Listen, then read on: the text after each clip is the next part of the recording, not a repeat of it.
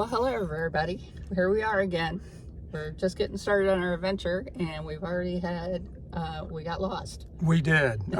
Somewhere over the Mississippi, the plane made a hard right. We ended up landing in Chicago instead of San Diego. So to make the best of it, we packed 2 full days of adventure in the Windy City, which surprising to us was actually quite warm, temperatures in the 50s. Although the day we left, it was back down into the 30s with the wind chill, making it a lot colder. And with that, let's start talking about the things we did once we landed, Amy. As soon as we landed, we went right downtown to the Loop. I lived in Chicago 40 years ago, so I still remember a little bit of it. I have my directions down pretty good. But this is for a woman that doesn't know left from right and right from left. But she knows Chicago because it is a perfect grid. It's beautiful. It's the most anal retentive city ever. It's perfect. It's a beautiful city, and if you haven't been there, it was the home of the skyscraper. That's where Frank Lloyd Wright cut his teeth in architecture, working for Sullivan and some of the old architects in Chicago, and transported high-rise technology to New York. Anyway, unlike New York, Chicago streets are very wide, set back. You don't feel you're trapped in canyons. The wind does blow through them, but it's a beautiful city to visit. The architecture is spectacular, and you don't have to break your neck looking up to see the buildings. Though the map app doesn't like it very well. Ugh, that was so annoying. But our first stop was at a pen store because, of course, we were both office supply nerds, and Jeff got a new fountain pen. So he loves it very much. What kind of nib is it? I am growing to like it. It is a Pilot E95S. It's a short pocket pen, so you do need to post the cap to make it writable. But it's the first time I got a extra fine EF 14 karat gold nib. So I'm still breaking it in, and I will probably use this a lot for sketching. And I, of course, am not allowed to touch it because I'm a right-handed writer, and Right. Jeff is a left-handed writer. Yep. And you shouldn't touch each other's because you'll ruin the nibs. Steel nibs are okay, but gold nibs do take the cut of the hand that writes with them. So once a gold nib is set, you don't want other people messing with it. Yeah. Okay. So, yep, we spent our hour in the pen store. Then we headed up to the Art Institute Of Chicago. which is one of my favorite art museums in the entire planet. It's home to a lot of artwork that I just find like old friends. The Grant Wood, got American Gothic. American is there. Gothic. We got Nighthawks, which I really think is my favorite work of all time. It just seems so hometown. I don't know, just so. For those that don't know, the Nighthawk, it's basically a scene at night. See, there's a picture right here of it. Yep. We will fill in the blanks. And But how about those stained glass windows by Marc Chagall? oh yes, but we didn't even go and look at them this time. Not this time, but We have. But we did see some Tiffany glass, but that's later. Yes. So after the Art Institute, I have some great recommendation from my good friend Jenna Lee that I needed to check out the Purple Pig on Michigan Avenue. And holy cow, what a meal we had there. It wasn't for the faint of heart, but it was a lovely, lovely meal. And it seemed to have a little bit of Portuguese influence. They actually had a whole section of Portuguese wine on their wine list, and a number of the recipes made reference to Portuguese influence. We had a bottle of Touriga Nacional, which Nacional. our wine friends love as much as we do, so very excited to have that. After we went to the Purple Pig, we decided to check into our hotel, and our hotel was about 40 feet from the building where I was a teller 40 years ago. So I took a picture of my teller window and my old... Okay. Well, let's back up a bit. Yeah. Right now, the building is now called the Pendry.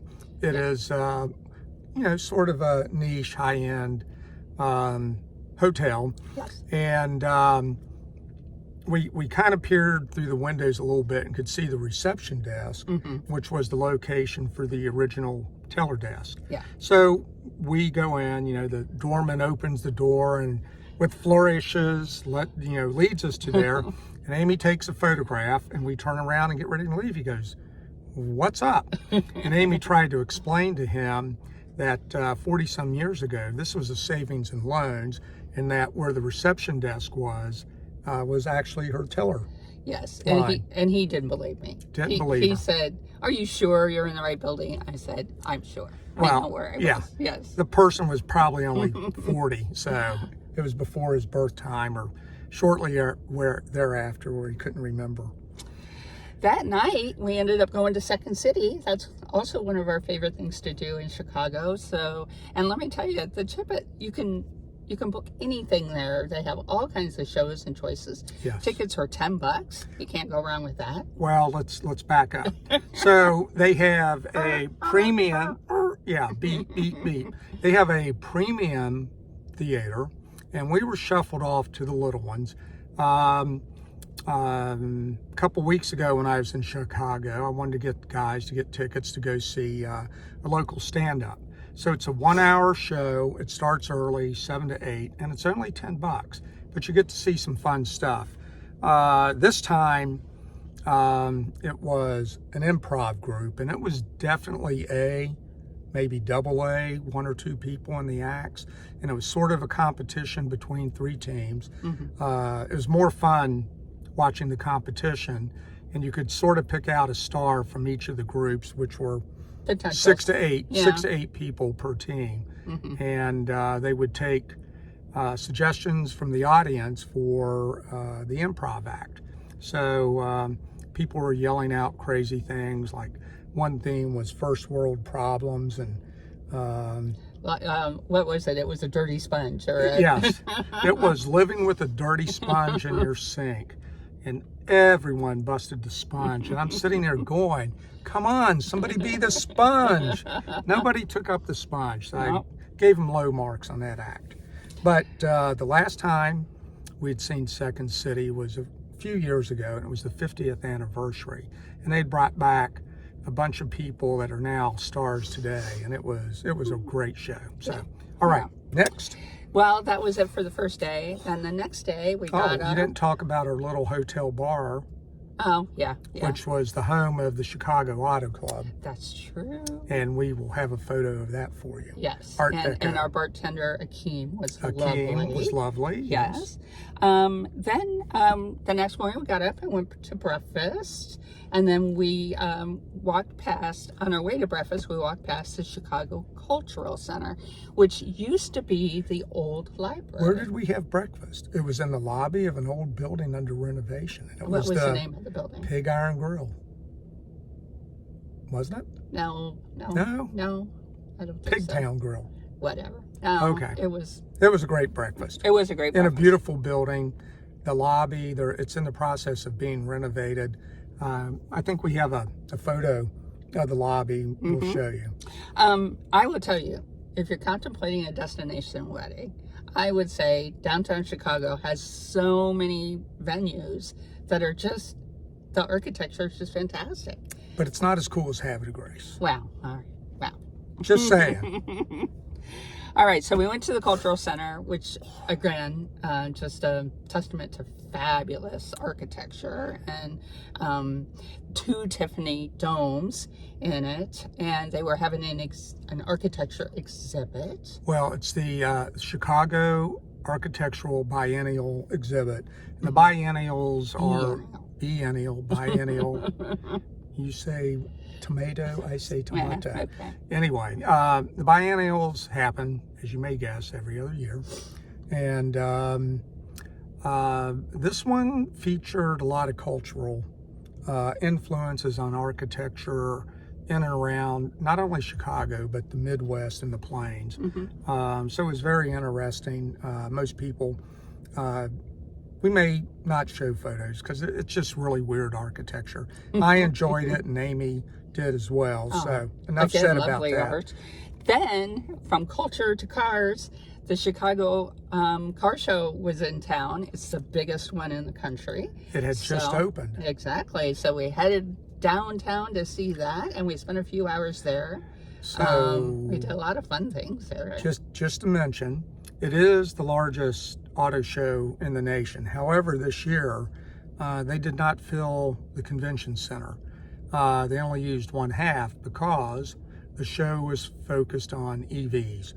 And so probably 98% of the vehicles shown were electric, and probably the other 2% were still internal combustion engines.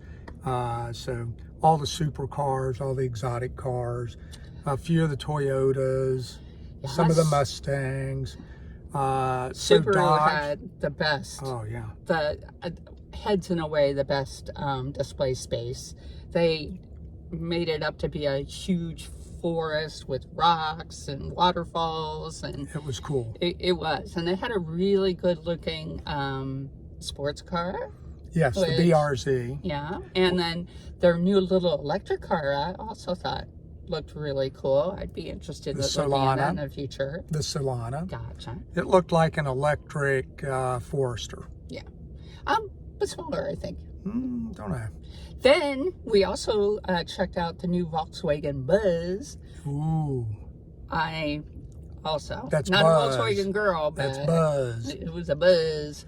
It is an electric reimagining of the classic, iconic Volkswagen bus, but totally electric. And it's adorable. Yes, it was. It's just absolutely adorable. Took a test drive on a little scooter.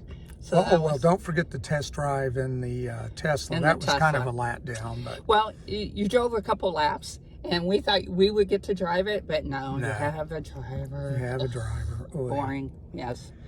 So after the car show, then we went to the House of Blues. That's one of our favorite places in Chicago. And if you're ever in a town with the House of Blues, you got to go. You got to go. So we went for an early dinner, which was wonderful, and we had a guy playing music. We sat through 2 sets. Didn't wait for the 3rd set. We were getting sleepy, and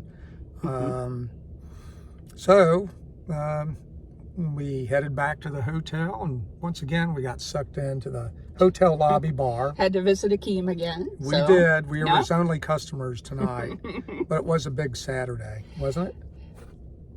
That was Saturday. That was Saturday. I can't remember. We've been on the road for a while, and I don't remember what day it is. Can't remember where we are with that. Yes. Boy, if it's Tuesday, it must be Belgium. Yep. Then Sunday morning we got up, and for breakfast we decided to walk over to the Eataly. Now, I'm collecting Eataly's around the world. I've now been to the one in Paris and New York and Chicago and Las Vegas. So I'm hoping to add some more. Strangely, I've never been to an Eataly in Italy. Yeah, that's just where the headquarters is. We don't know. Yeah. But a friend of ours in town's daughter used to work at Eataly, I think at the headquarters when she was over in Italy. Yeah. Oh, wait, is that Italy or Italy? I get them confused. Yes, indeed. We had a beautiful lunch there. Brunchy, lunchy. Yeah. And met some nice people. We did. Our waiter was especially wonderful. A little chatty, but we were the only customers there, so he made sure we were feeling at home. He had to do his full act. And you mentioned Eataly's, but what did I get my photo taken in front of? I snagged another Apple store. Yes. So I've been to the Apple store in Lincoln Park in Chicago, but this was the new Michigan Avenue. It was fancy. It went down below grade, but the lowest level opened right out on the Chicago River. And the view was incredible. Yeah. We weren't able to go do our nerdy thing and try on the new goggles, Oculus, or whatever they call those. Yeah, we tried, but spatial computing glasses. We should have scheduled that in advance. Oh, I know. Yeah, as soon as we landed, then we could have done it. But that would have been fun. We'll get them sometime. Yep. Yeah, I mean, we'll try them sometime. So much for Eataly. I have been to the Apple Store in Reykjavik, and there's not an Italy in Iceland, so No. I'm one up on you. I guess so. So that catches you up, but I guess Yes. we didn't tell you where we are right now. We are actually filming from a cutie little booth inside the Delta Sky Lounge at LAX. In Los Angeles. And We leave in about an hour for Papa Ite. that's where we're going next. Where are we going next, Jeff? Tahiti. Tahiti, yay! So that's where we'll start sending out the postcards, because nobody wants a postcard from Chicago or LAX, right? Yeah, I mean, boring.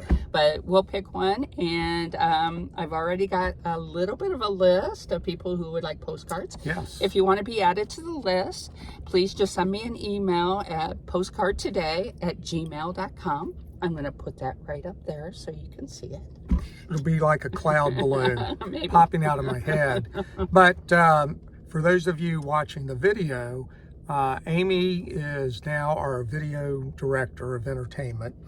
I will be in charge of the Tripcast still photo site. Yeah. So once we get to Tahiti, I take some actual photographs.